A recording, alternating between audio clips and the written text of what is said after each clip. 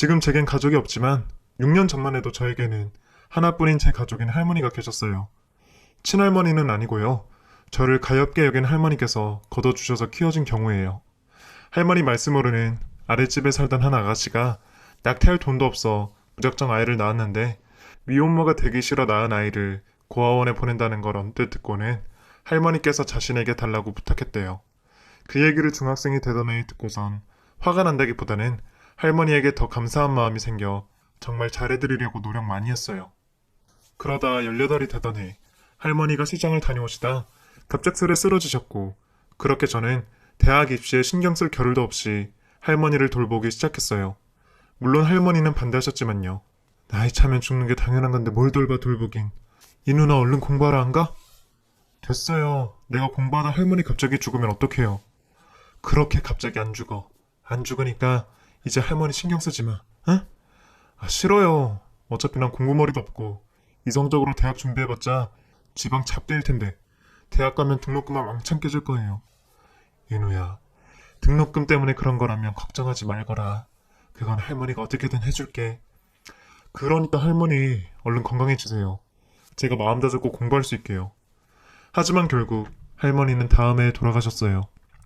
당연히 좋은 곳으로 가셨을 거라고 믿고 있지만 할머니는 늘 제가 할머니 없이도 떵떵거리는 삶을 살기를 원하셨는데 저는 끝까지 공부도 제대로 안 하고 대학 준비하는 모습도 못 보여드려 계속 마음에 걸리더라고요.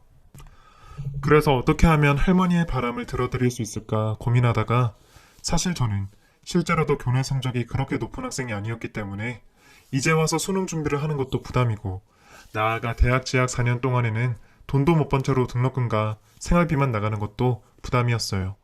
할머니는 평소 폐지를 주워다 저를 먹여 살렸는데 저희가 정말 못 살았거든요.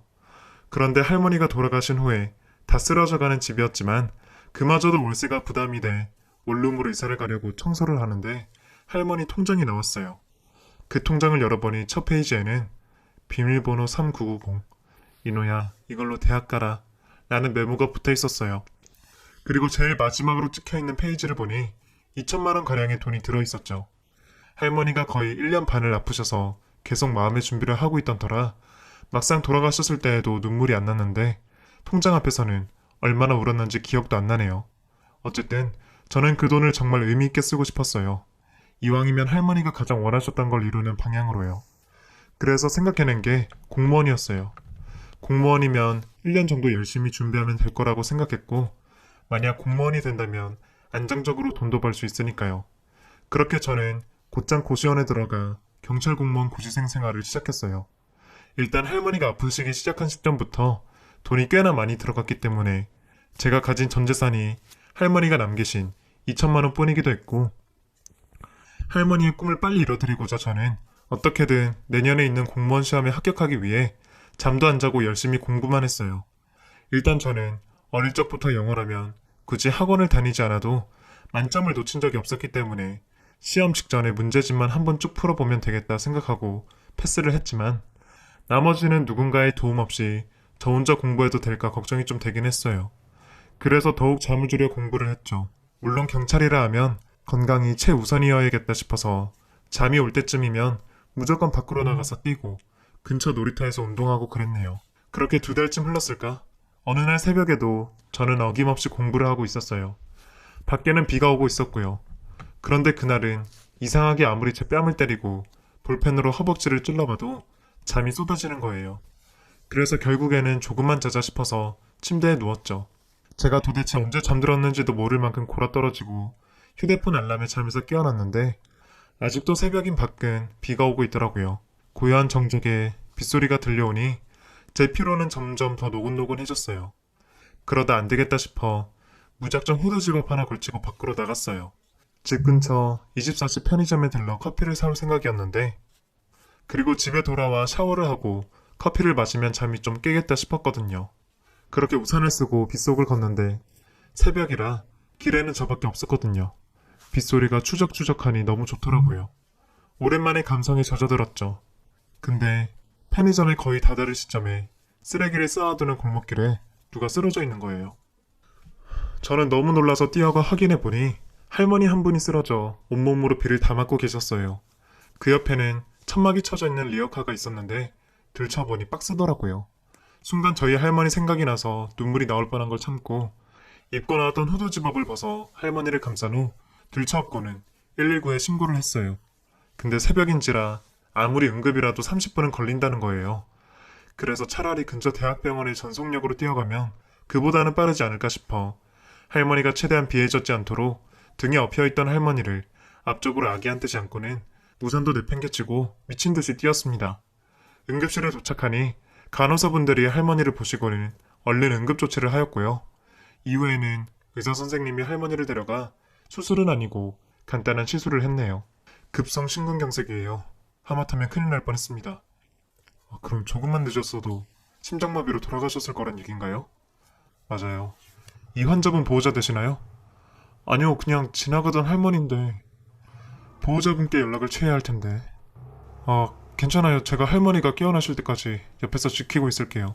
그건 그런데 치료비 다 결제해야 돼서요. 일단 깨어나시면 간호사님께 말씀드리면 됩니다. 네. 그때 저는 고민할 새도 없이 병원에 우산을 빌려 다시 고시원으로 갔어요.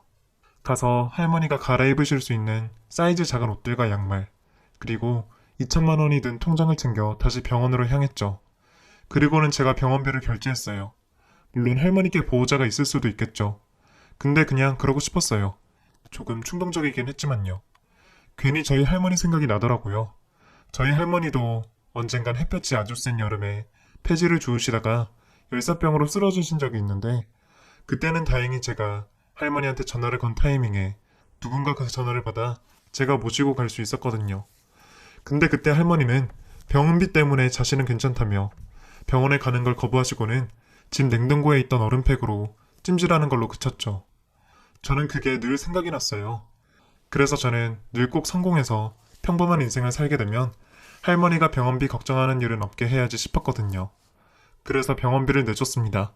그제야 비로소 마음속 한켠에 그 답답함이 사라질 것 같아서요. 할머니는 밤새 깨어나시지 않으셨어요. 응급실에 실려온 후 의사 선생님께서 혈관을 넓히는 시술을 받는 거라고 설명을 하셨는데 아무튼 시술 후에 마취도 안 풀렸을 것 같고 또 몸이 힘드셨을 테니까 편히 주무시고 계신 게 아닐까 하여 저도 나름 맘 놓고 옆에 간이 침대에 누워서 눈 좀 붙였습니다. 거의 2달간을 잠도 못 자고 공부만 했는데 간이 침대이긴 했지만 정말 푹 오래 잠들어 있었어요. 눈을 떠보니 침대에 할머니가 안 보이시는 거예요. 저는 놀란 마음에 벌떡 일어나 지나가던 간호사님을 붙잡고 물었어요. 할머니 어디 가셨어요? 할머니요? 1시간 전에 일어나셔서 보호자분께 전화도 하시고 잠깐 산책 나가신다고 하고 나가셨어요. 건강은요? 괜찮아지셨어요? 네, 그럼요. 그때 뒤에서 할머니 목소리가 들려왔어요. 나 찾아요. 저는 고개를 휙 돌려 할머니를 보는데 수액을 달고 있는 채 웃는 얼굴로 저를 보고 계시더라고요. 네 할머니, 저 얼마나 놀랐는데요. 잠깐 1층 카페 좀 같이 가요. 네? 왜요? 그냥요. 커피 마시고 싶어서. 커피요? 저는 할머니를 따라 1층으로 내려갔어요. 그리고 카페에 들어서자 할머니는 의자에 앉으며 제게 말씀하셨어요. 나는 아이스 아메리카노 한 잔 부탁해요. 안 돼요. 커피가 심장에 얼마나 안 좋은데요. 허브티로 드세요. 네, 그럴게요. 저는 뒤돌아 계산을 하러 가는데 무슨 음료값이 이렇게나 비싼지, 게다가 왜 할머니는 아무렇지도 않게 도와준 은인인 제게 커피를 사라고 하는 건지, 결국 저는 아무것도 안 시키고 할머니 허브티만 시켜드렸네요. 서준 씨는 왜 안 마셔요? 그냥요. 방금 잠에서 깨어나서 생각이 없네요. 근데 제 이름은 어떻게 아세요? 서준 씨가 나 대신 병원비 내줬잖아요. 고마워요. 듣기로는 비도 다 맞은 채로 나 업고 뛰어들어왔다던데. 뭘요? 왜 그런 거예요? 뭐가요? 이유 없는 선이잖아요. 난 이런 건 처음 봐서. 사람이 얼마나 착하면 이렇게 행동할까 너무 궁금하거든요. 글쎄요. 사실 저도 이유가 아예 없진 않아요. 그럼요. 저는 할머니랑 단 둘이 살았거든요. 부모는 물론이고 친인척도 없어요. 할머니도 혼자셨는데 마침 저도 혼자였거든요. 그게 무슨... 저는 사실 고아였어요. 그런데 할머니가 저를 거둬주신 거고요. 그랬군요. 그리고 저희 할머니도 역시 폐지를 주우셨어요. 그래서 할머님을 보면서 저희 할머니가 생각났고요. 그랬던 거군요. 병원비 꽤나 나왔을 텐데. 할머니가 돌아가실 때 제게 남겨두신 돈이 있어요. 저 등록금 하라고. 등록금이면... 그건 신경 쓰지 마세요. 어차피 저 대학도 안 가서 쓸 데도 없었거든요. 그래요? 네. 그럼 할머니도 건강히 깨어나셨으니 저는 이만 가볼게요. 그리고 제 옷이긴 한데요. 그래도 할머니가 입으실 수 있는 옷들만 골라서 가져왔으니까 집에 돌아가실 때 입고 가세요. 입고 오신 옷들은 마르긴 했을 텐데 땅에 닿았던 거라 좀 더럽더라고요. 조금만 있다가요. 곧 내 아들 온다니까. 아니요, 괜찮아요. 아드님 오시면 분명 병원비 갚겠다고 하실 텐데 저는 받고 싶지 않거든요. 이유가 있을까요? 저희 할머니랑 닮으셨잖아요. 그냥 그게 이유예요. 그래도 조금만 있다가요. 내가 부탁할게요. 네, 알겠습니다. 그렇게 저는 다시 할머니를 모시고 위층으로 올라갔어요. 그런데 이미 중년 남성분이 와 계시더라고요. 저는 뭐 명품에 대해서는 잘 모르지만 그래도 딱 보니 양복을 입으셨는데 머리부터 발끝까지 다 명품으로 두르고 있어서 좀 놀랐던 기억이 있네요. 그리고 그 남성분이 할머니를 보자마자 놀란 눈으로 달려와 할머니를 와락 안았어요. 어머니, 도대체 이게 무슨 일이에요? 제가 얼마나 놀랐는지 아세요? 놀라긴 왜 놀라. 이렇게 멀쩡히 살아있는데. 정말. 이 청년 아니었으면 어떡할 뻔했어요. 혹여나 누가 어머니 알아보기라도 했으면 상상도 하기 싫어요. 이 늙은이를 누가 알아봐. 회장직에서 내려온 지가 언젠데.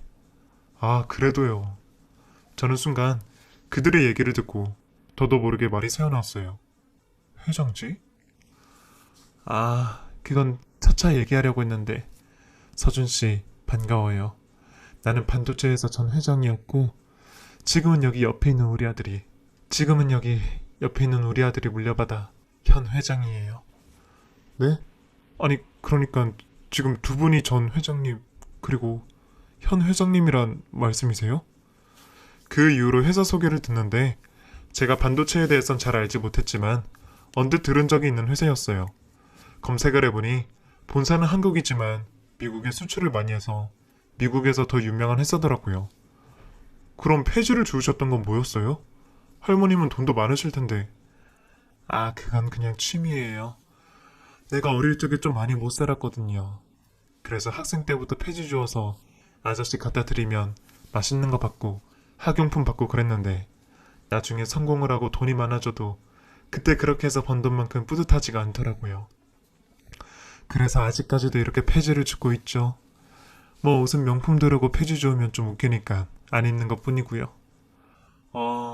그러셨구나. 그래도 어쨌든 다행이에요, 할머니. 저는 내심 걱정했거든요. 지금 발견된 병 앞으로도 몸 잘 챙기고 먹을 것도 신경 써야 하는데 그럴 수 있을까 하고요. 네, 고마워요, 정말. 그리고 병원비는 그건 거절할게요. 할머니가 엄청난 갚으라는 걸 알긴 했지만 그래도 저는 그 돈을 할머니께 쓰고 난 이후로 마음이 너무 편안해졌거든요. 이 기분 계속 유지하고 싶어요. 어쩜 이리 착할까. 그렇게 따뜻한 대화가 오고 가는데 그때 옆에서 가만히 듣고 계시던 회장님께서 조금 뜸을 들이더니 제게 엄청난 말씀을 하셨어요. 서준씨, 불쾌하게 듣지 말아줘요. 뭘요?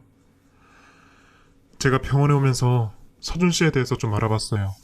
어떤 사람인지 알고 싶어서요. 저에 대해서요? 왜요? 사실 아까도 말했지만 저희 어머니께서는 어린 시절 가난한 환경에서 성장을 하셨기 때문에 마찬가지로 재능은 있지만 돈이 없는 학생들을 선정해 공부를 시키고 생활에 도움을 준 뒤 대학을 졸업한 후에는 저희 회사로 입사할 수 있게끔 하는 과정이 담긴 프로젝트를 매년 하고 있어요. 네, 그런데요?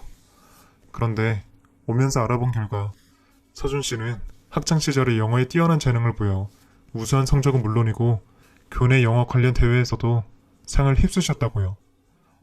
네, 그렇긴 한데요. 그런데 대학 진학을 안 하셨더라고요. 이유가 있나요?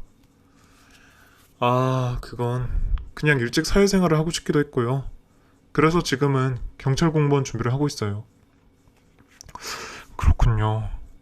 그럼 지금부터 제가 매년 진행 중인 장학 프로젝트보다 더 규모가 큰 제안을 하나 드릴까 하는데요.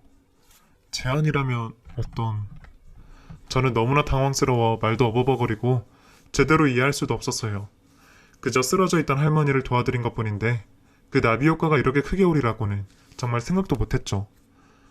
정확히 말하면 제가 아니라 어머님의 제안이기도 합니다. 어머니가 말해주세요. 그래, 서준씨. 네. 미국으로 유학 가지 않을래요? 네? 미국이요? 그래요. 일단 진학 전에 진학할 대학의 어학연수 과정을 먼저 거치고 그러면서 학과 커리큘럼에 관련한 공부를 할 수 있게끔 가해를 붙여줄 거예요. 하지만... 그리고 1년 후에는 대학에 입학해 경영학을 배우는 거죠. 어때요? 그치만 저는 그쪽으로 아예 생각해 본 적이 없는데요. 경찰에 대한 꿈이 있는 건가요? 아니요, 물론 그건 아닌데요. 그게 아니라면 거절할 만한 이유가 안 되는 것 같은데요. 당연히 서진 씨가 걱정하는 부분이 뭔지 잘 알고 있어요. 대학 등록금부터 생활비, 집세까지 다 걱정이겠죠. 그건 제가 다 부담할 거예요. 할머님이 왜요? 나를 살려준 은인인데 이 정도는 당연하잖아요. 그럼 대학을 졸업한 후에는요? 어떻게 되나요? 원래 같으면 우리 회사로 입사를 해야 하지만 서준 씨는 달라요. 서준 씨가 대가를 바라지 않고 나를 도와줬던 것처럼 나도 대가 없이 서준 씨를 돕기로 했거든요. 그러니 대학 졸업 후에는 서준 씨가 하고 싶은 일 마음대로 해요. 할머니, 물론 두 번째 계획도 있어요. 만약 서준 씨가 유학을 원하지 않고 경찰 공무원이 되고 싶다면 그렇게 해요. 대신 저는 서준 씨가 무사히 시험에 합격할 수 있도록 서준 씨 주변의 공부 환경을 가장 좋게 바꿔주고 싶어요. 어때요? 대답을 해야 하는데 선뜻 대답이 나오질 않더라고요. 어학연수 포함 총 5년간의 대학 등록금과 생활비는 억대일 텐데 내가 그 많은 돈을 쉽게 받아도 되나 싶기도 하고 또 졸업한 후에 할머니에게 보답을 해야 하는데 잘할 수 있을까 걱정도 됐거든요. 근데 그러면서도 너무 설레고 벅차오르는 감정 때문에 저는 결국 눈물을 흘리고 말았어요. 대답도 못하고 울고 있는 제가 안쓰러워 보였는지 할머니는 아무 말 없이 저를 안아주시면서 제 등을 쓰다듬어 주셨어요. 괜찮아요. 받아도 돼요. 아니, 받아야 돼요. 그래야 내 맘이 편해요. 할머님, 저한테 말 놓으세요. 그럴까? 네. 그럼 이건 어때? 내가 서준이 네 할머니가 되는 거야. 저는 저를 안아주던 할머니의 품에서 벗어나 동그랗게 뜬 눈으로 할머니를 빤히 쳐다봤어요. 돌아가신 네 할머니와 내가 닮았다며? 그러니까 네 할머니가 서준이 너를 위해서 나를 보내줬다고 생각해. 그럼 나는 이제 네 할머니니까 등록금과 생활비쯤 아무 이유 없이 주는 것도 당연하겠지? 할머니, 사실 제가 유일하게 좋아하는 공부가 영어예요. 늘 영어권에서 살면 어떨까 하는 꿈을 꿨는데 그게 현실이 되기 직전이라는 게 믿기지가 않아요. 열심히 공부하고 와. 그리고 언제든지 우리 집 오고 싶으면 오고 맛있는 밥 해놓고 기다릴 테니까. 저는 결국 그렇게 유학 준비를 하게 되었어요. 할머니는 한 달 정도 남은 유학 전까지 저와 같이 살자고 하셨고 고시원에서 짐을 싸고 기다리는 저를 기사님께서 픽업해 데려다 주셨는데 내리자마자 놀라움의 연속이었네요. 드라마에서나 보던 궁궐 같았거든요. 대문을 열고 들어가면 자전거를 타고 가야 할 것 같이 넓은 마당이 보였고 현관을 열고 들어가니 뛰어놀아도 될 것 같은 넓은 거실이 저를 맞이하고 있었어요. 그리고 그 거실 소파에는 할머니가 고상하게 앉아 계셨고요. 왔구나. 얼른 와. 같이 밥 먹으려고 기다리고 있었어. 주방으로 가는데 주방 식탁에는 다리가 부러질 듯한 20첩 반상이 준비가 되어 있더라고요. 난생 처음 먹어보는 비싼 음식들도 있었는데 얼마나 행복했는지 몰라요. 정말 돌아가신 저희 할머니께서 내려주신 천운 같았죠. 저는 허겁지겁 밥을 먹으면서 그동안 궁금했던 걸 물어보기 시작했어요. 저 할머니 근데요. 만약 제가 졸업을 하면 할머니 회사에 들어갈 수는 있는 거예요? 그럼. 물론 대학을 성실히 다녀서 좋은 학점을 받았다는 전제하에. 그러니까 가서 공부 열심히 해야 한다? 네. 근데 물론 서준이 네가 결정해야겠지만 우리가 갖고 있는 미국 지사는 공장과 작은 규모의 회사이고 사업이 커지면서 미국 지사의 회사도 키울 계획이야. 이미 건물을 사놓은 상태이고 내년쯤 공사에 들어갈 예정이지. 그래서 만약 네가 졸업하기까지 5년의 시간 동안 우리가 미국 지사의 규모를 키우고 안정기에 들어서기까지 성공을 한 상태라면 그쪽으로 도움을 줬으면 하기도 해. 잠시만요. 제가 아직 지사 이런 거 익숙치 않아서 그러는데요. 미국 지사와 한국에 있는 본사가 많이 달라요? 아니, 다르지 않아. 그저 지사는 본사의 관할 아래서 본사의 일을 대신 맡아서 하는 곳이거든. 그렇구나. 우리 회사가 처음부터 미국을 겨냥하진 않았어. 그저 수입을 내기 위해 뛰어든 건데 오히려 그쪽에서 대박이 났지. 그래서 지금은 우리 회사의 주요 수입원이기 때문에 규모를 더 키우려는 거고. 이해가 됐니? 네, 그래. 다시 생각해도 정말 꿈만 같아요. 제 인생이 이렇게 될 줄은 정말 몰랐는데. 그러게, 나도 실은 정말 꿈만 같다. 내 인생에 너 같은 아이를 갖게 될 줄은 몰랐는데 실은 네가 그때 본 회장, 그러니까 우리 아들은 결혼도 안 하고 그래서 나는 손자도 없이 이 큰 집에 혼자 남아있잖니. 그래서 너무 외로웠는데 비록 한 달이지만 제가 옆에서 할머니 많이 웃겨드릴게요. 고맙다. 그렇게 남은 한 달 동안에 저와 할머니는 국내로 여행도 다니고 데이트도 하고 또 저는 개인적으로 미리 공부도 열심히 했어요. 그렇게 할머니와 저의 관계는 더욱 끈끈해져 갔고 드디어 출국 당일이 되었죠. 할머니는 캐리어를 끌고 떠나려는 저를 보면서 눈물을 흘리셨어요. 저를 정말 손주처럼 대해주셨거든요. 저는 방학마다 오겠다는 약속을 하고는 미국으로 떠났어요. 그동안 유일하게 재밌었던 공부가 영어였거든요. 그런데 실은 영어권 나라는 한 번도 가보지를 못했는데 뉴욕의 공항에 도착을 한 게 믿기지가 않았어요. 그리고 그곳엔 저를 기다리고 계신 집사님이 한 분 서 계시더라고요. 집사님은 첫날이니 뉴욕을 한번 느껴보라며 저를 데리고 이곳저곳 다니는데 정말 제가 그동안 배웠던 영어를 써먹고 온갖 맛있고 기름진 걸 먹었어요. 그리고 몇 주 후부터는 본격적으로 오전에는 어학교를 다니며 영어도 배우고 친구도 사귀었고요. 오후에는 영어권 친구를 사귀기 위해 친구들이 공유해준 각종 파티도 가고 가끔 클럽도 가고 카페도 가서 괜히 옆자리에 말도 걸어봤어요. 또 일주일에 2번은 가회 선생님에게 경영 수업도 받았고요. 제가 영어에 좀 익숙해졌을 때부터는 카페 알바를 시작했는데 그곳에서 같이 일하던 친구와 눈이 맞아 결국엔 미국인 여자친구까지 사귀게 되었네요. 할머니가 제공해준 집에는 도우미 아주머니와 늘 저를 케어해주시는 집사님이 계셨는데 가족같이 따뜻하게 대해주셔서 너무 좋았어요. 그 덕에 타국 생활이 전혀 외롭거나 힘들지 않았고 오히려 행복했죠. 어학연수가 끝나갈 때쯤 대학을 가기 위해 토플 시험을 봤는데 당연한 결과지만 만점을 받고 무난하게 입학할 수 있었어요.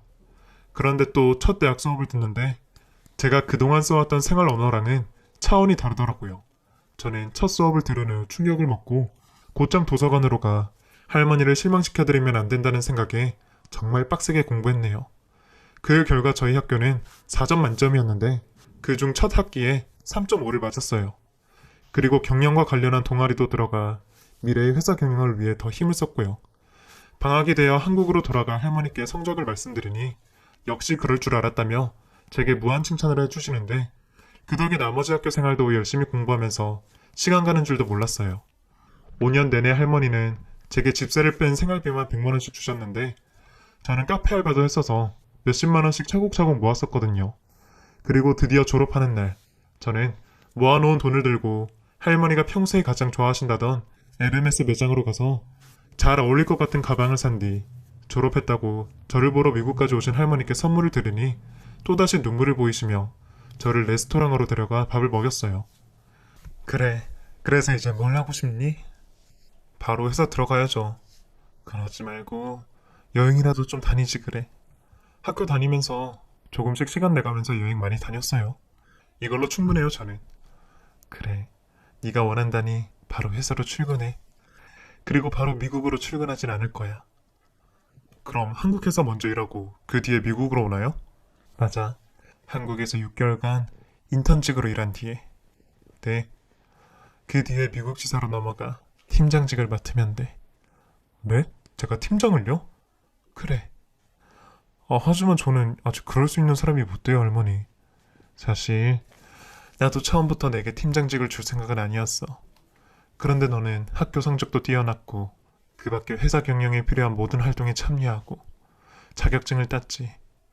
너는 지금 회사에 있는 팀장들보다도 스펙이 좋아. 그리고 팀장직은 돼야 프로젝트를 만들고 이끌어갈 수 있는 힘이 있지.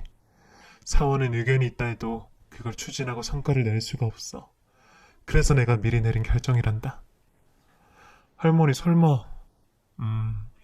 사실 기분 나쁠 수도 있겠지만 네가 학교 생활을 하는 동안 내가 알아야 할 일이면 보고받을 수 있게끔 해놨어. 그런데 들어보니까 서준이 너는 하고 싶은 사업도 있고 아이디어도 많다는 걸 알게 됐지.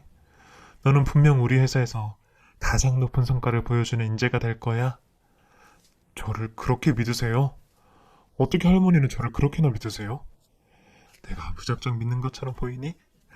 네가 나를 믿게 만들었잖아. 그렇게 해서 저는 할머니를 따라 한국으로 가 인턴직 생활을 시작했어요. 오랜만에 회장님도 만나 인사도 드리고 저는 열심히 회사 생활을 시작했어요. 그렇게 시간은 후딱 흘렀고 금방 인턴직을 끝내며 정규직으로 전환이 되어 미국으로 향했어요. 미국에서는 어린 팀장이 온다는 소식이 퍼져서 이미 다들 알고 있더라고요. 처음에는 저를 보고 다들 낙하산이 아니냐는 의심하셨는데 뭐 사실 낙하산이 아예 아니라고는 할 수는 없겠지만 그래도 시간이 지나 제 능력을 검증하니 더 이상 그런 소문들은 들을 수 없었고 오히려 제가 젊은 팀장이라는 걸 강점으로 삼아 팀원들에게는 더 친근하게 다가갈 수 있는 상사 이미지가 되어버렸죠. 지금은 다들 저를 좋아하고 심지어는 회사 밖에서 사적으로 만나 밖에서는 친구로 지내는 사람들도 있고요. 4년 전 카페에서 만난 제 여자친구와는 6개월의 장거리 끝에 다시 만나게 되었는데 아직도 잘 만나고 있습니다. 제가 다녔던 카페가 스타벅스인데 스타벅스 같은 경우에는 제가 알고 있기로는 바로 지점장이 될 수 없고 처음엔 파트너, 그러니까 직원부터 시작해서 한 단계씩 올라가 지점장이 될 수 있다고 들었거든요. 그런데 저는 학교 일이 바빠지면서 중간에 그만뒀었고 여자친구의 경우에는 계속 그 일을 하면서 결국 얼마 전에 지점장이 되었어요. 저는 아직 26이긴 하지만 지금의 여자친구와 결혼하고 싶은 마음이 크고 여자친구 역시 대화를 할 때면 결혼과 아이에 대한 로망도 있는 것 같고 또 일찍 해도 상관없다고 하길래 제가 미국에서 어느 정도 자리를 잡으면 여자친구에게 프로포즈도 할 생각이에요. 그럼 저도 정말 호적상의 가족이 생기게 되겠죠. 이렇게 저는 고아에서 가족은 한 명씩 만났네요. 제가 생각해도 제 인생은 참 롤러코스터를 타듯이 다이나믹한 것 같아요. 물론 그 시작은 돌아가신 제가 사랑하는 저희 할머니에 비롯되었다고 생각해요. 만약 할머니가 그때 저를 걷어주지 않았더라면 저는 보육원에서 고아로 자라며 할머니에 대한 애정을 맛보지 못했을 테고 그럼 지나가다 우연히 쓰러져 있는 할머니를 발견해도 119에 신고한 뒤 아무런 조치도 취하지 않았을 거예요. 할머니가 돌아가시기 하루 전날에 본인이 돌아가실 거란 걸 미리 알고 계셨는지 제 손을 꼭 잡고 너는 정말 잘 될 거다. 하늘에서 내가 그렇게 되도록 기도할 거야. 라고 하셨는데 저는 제게 일어난 말도 안 되는 일 이후로 그 말을 완전하게 믿고 있어요. 지금 제가 이렇게 돈 걱정 없이 살 수 있고 고스펙의 사람이 될 수 있었던 가장 큰 이유는 할머니 때문이란 걸요.